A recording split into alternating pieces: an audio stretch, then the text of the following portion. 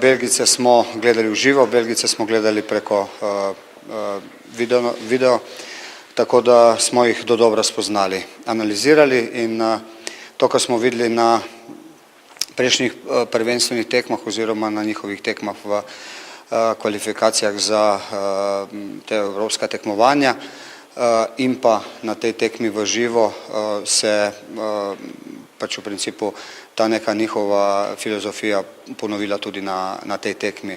Zelo dobro moštvo, organizirano in v fazi napada tudi individualno zelo dobro. Tako da je kar nekaj stvari, na katere bomo morali biti pazljivi.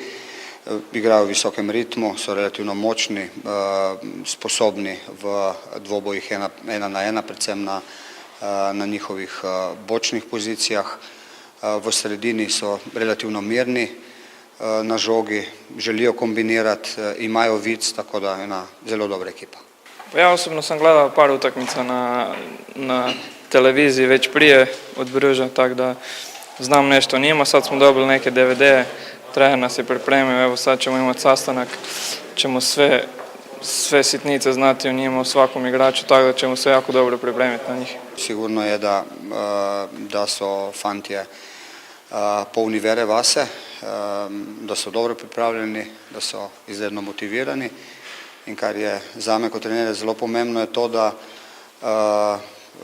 to ni konec v tem smislu, da smo dosegli v Evropi vse, s tem, ko smo se plasirali v Ligo Evropa, ampak da skušamo vse narediti, da bi še enkrat opozorili nas oziroma zbrali kar veliko pik. U prednosti sigurno naša forma.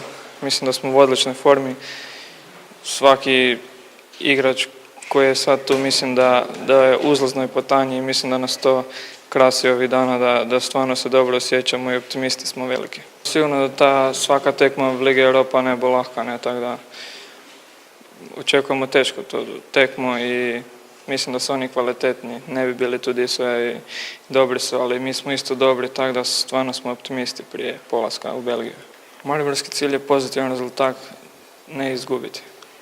Nasprotnik nam bo, prepričan sem, na začetku želel z njihovo agresivno igro onemogočiti to, da bi imeli mi posle žoge oziroma da nas čim prej spravi na kolena. Naša naloga pa je definitivno podobna kot na vseh gostovanjih, da igramo čim več in da skušamo biti mi nevarni.